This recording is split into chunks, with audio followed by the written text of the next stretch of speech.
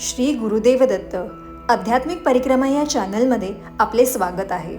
आजपासून आपण श्री वासुदेवानंद सरस्वती स्वामी महाराज यांची दिव्य जीवनगाथा सुरू करत आहोत.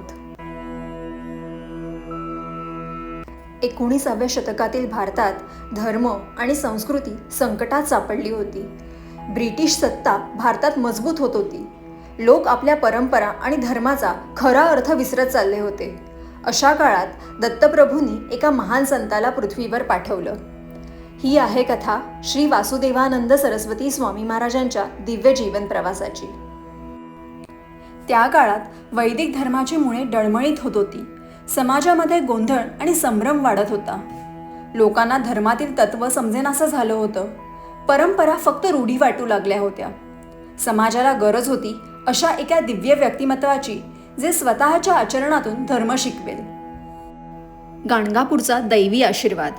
दक्षिण महाराष्ट्रातील माणगाव या गावात एका धार्मिक ब्राह्मण कुटुंबात या महान संताचा जन्म झाला. त्यांचे वडील श्री गणेश भटजी टेंबे हे भगवान दत्तात्रयांचे परमभक्त होते. ते अनेक वर्ष गाणगापूर येथे साधना करत होते. एके रात्री भगवान दत्तात्रयांनी त्यांना स्वप्नात दर्शन दिलं आणि सांगितलं, माणगावाला परत जा, मी तुमच्या पुत्ररूपाने अवतार घेईन. आणि काही काळानंतर श्रावण कृष्ण पंचमीला वासुदेव नावाच्या दिव्य बालकाचा जन्म झाला. बालपण आणि शिक्षण. लहानपणापासूनच वासुदेव अत्यंत बुद्धिमान होते. वयाच्या 3ऱ्या वर्षी त्यांनी शिक्षण सुरू केलं. त्यांचे आजोबा हरिभटजी त्यांना संस्कृत आणि धर्मशास्त्र शिकवत असत.